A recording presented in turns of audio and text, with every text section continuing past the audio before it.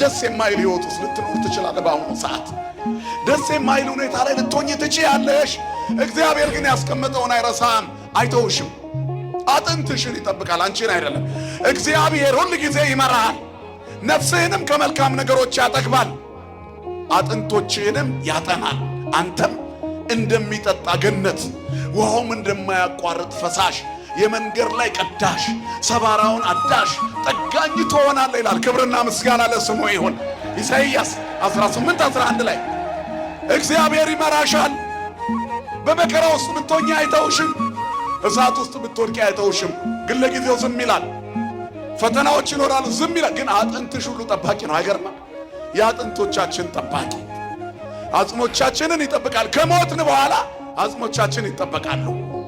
በቅዱሳን አጽም የተሰሩ ታምራት ከእጨጌ ዮሐንስ ጀምሮ ብዙ ናቸው፣ በዚህ ሰዓት አይገለጹም። ስለዚህ ፍልሰተ አጽማቸው ተብሎ ሲጠቀስ ቀላል አይምሰላችሁ። ታቦት ወደ አዲስ መቅደስ የማስገባት ያክል ነው። ምክንያቱም ሰዎች የእግዚአብሔር ታቦት ናቸው። እናንተ የእግዚአብሔር ቤተ መቅደሶች ናቸው ይላል ለመጽሐፍ።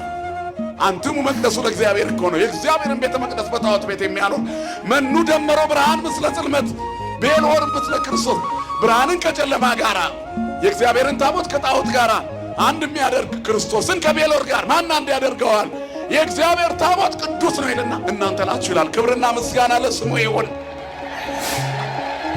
ታቦት ማለት ማደሪያ ነው። እግዚአብሔር ማደሪያውን ይጠብቃል። ስለዚህ ጓዳሽ ስለጠበበ፣ ፍትህ ማጣት ስላስጨነቀሽ፣ ደዌ ስላልኮነበሰሽ፣ ሰይጣን እየተነኮሰ ጭንቀት ስለከመረብሽ፣ መከራው ስለበዛ፣ ፊትን የሚያጨፈግግ ነገር ስለበዛ፣ ፍትህ ስለጠፋ እግዚአብሔር የለም ማለት አይደለም። ይጠብቃል። የሚጠብቅህ አይተኛም።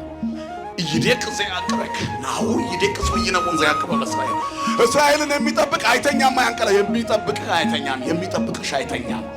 አጥንትሽን ሁሉ ያጸናል ይላል መጽሐፍ። ክብርና ምስጋና ለስሙ ይሁን አባቶቻችን አምላክ። ስለዚህ እግዚአብሔር ጠባቂ ነው። እግዚአብሔር መጋቢ ነው። እግዚአብሔር ሕይወት ነው። ውለታ አይረሳም። አሁን እዚህ ሳምንት ላይ የጠቀስነው ቅዱስ እንኳን ከፈሪሳውያን ወገን የሆነ የአይሁድ መምህር ነው። የአይሁድ ሸንጎ ላይ ነው የሚኖረው። አይሁድ ሸንጎ ላይ ጭንቀታቸው ክርስቶስን እንዴት ስለማስወገድ ነው። እሱ ደግሞ ተውባይ ነው። ለዚህ ነገር ምልክቱ በሌሊት ተደብቆ ሄዶ ምስጢረ ጥምቀትን፣ ምስጢረ ስጋዌን፣ እጅግ አስደናቂውን ምስጢረ ቁርባን ተምሮ ተመለሰ። ከሰማየ ሰማያት የወረደውን መድኃኒት አውቆት መጣ። ሰው ካልተጠመቀ ወደ ሕይወት እንደማይገባ ተምሮ መጣ። ከዛም በኋላ የስቅለት ዕለት የክርስቶስን ሥጋ የመዳሰስ ጸጋ አገኘ። ክብርና ምስጋና ለስሙ ይሁን። ውለታ የማይረሳ አምላክ።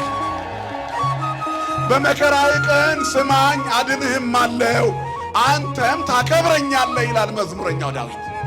በመከራሽ ቀን ጥሪው ያድንሻል፣ ከዚያ ታከብሬዋለሽ። የመከራችን ቀን ደራሽ እግዚአብሔር በልዩ ልዩ መንገድ ይደርሳል። ስለዚህ በሕይወቱ መጨረሻ ላይ ቅዱስ ተብሎ የሚጠራ ሆነ። እኛም እንደ ኒቆዲሞስ ስማችን ይጠራል። የእጨጌ ዮሐንስ ባሪያዎች የሆነው እሳቸው የማን ስለሆኑ ነው? መንክር እግዚአብሔር በላይ ለቅዱሳን ይሁን። ብዙ ሰዎች ክብረ ቅዱሳንን የክርስቶስን መከለያ አድርገው ያስቡታል። ስንፍና ነው። ዛሬ ይቀደሳል። የሚቀደሰው የእጨጌ ዮሐንስ ሥጋና ደም ነው። ንገሩኝ እስኪ የማን ነው? ንገሩኝላችሁ። የኢየሱስ ክርስቶስ ነው። የመቅደሱ ጉልላት ክርስቶስ ነው። የሚመለከው ክርስቶስ ነው። በቤቴና በቅጥሬ መታሰቢያ አደርጋቸዋለሁ ለታመኑ ጃንደረባዎች ለእነ እጨጌ ዮሐንስ አለ። ይኸው የእጨጌ ዮሐንስ መቅደስ ከመጽሐፍ ቅዱስ ምዕራፍና ቁጥር የበለጠ እውር ሲበራ፣ ለምጻም ሲነጻ፣ እጢ ውባጩ ሲጠፋለት፣ ባለ ካንሰሯ ስትድን፣ ጡቷ ሊቆረጥ ያለች ሴት ተፈውሰሻል ስትባል ሰምተናል፣ አይተናል። እግዚአብሔር በቅዱሳኑ ድንቅ ነው። ስለዚህ አጥንቶቻቸውን ሁሉ ያጠናል፣ ይጠብቃል። ያዕቅብ ኩሉ አጽምተው ለጻድቃን። ስለዚህ ዛሬ የምናከብረው በዓል ጻድቁ እጨጌ ዮሐንስ አጽማቸው በከፊል ወደዚህ ወደ መሃል ሀገር የፈለሰበት፣ እርግማን የተቋረጠበት፣ በረከት የፈሰሰበት፣ ዝናብ አይዝነብብሽ የተባለች ምድር አጽማቸው ሲገባ የረሰረሰችበት፣ በዛ በመካነ ቅዱሳን እሳቸው አጽማቸው ባረፈበት ቅርብ ላይ አጽሞ የማይፈርስ ስጋው የማይበስብስ አጥንቱ የማይፈርስ እዛ የተቀበረ ሰው ቃል ኪዳን በዚህ ጸሎት እንዲታጠር ምክንያት የሆኑ ከጻድቁ አባት ከተክለ ሃይማኖት በአኑሮተ እድ የምንኩስና በረከትን ያገኙ አባት ናቸው። ክብርና ምስጋና ለአምላካችን ለእግዚአብሔር ይሁን። ስለዚህ ፍልሰታ አጽናቸው ብለን የምናከብረው ፈዋሹ አባት ወደ መቅደስ የገቡበት ነው ብለን ነው።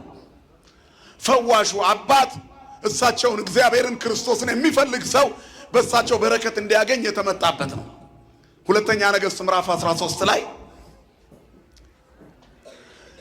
በአንድ ወቅት ኤልሳ የሚባል ነብይ ነበረ።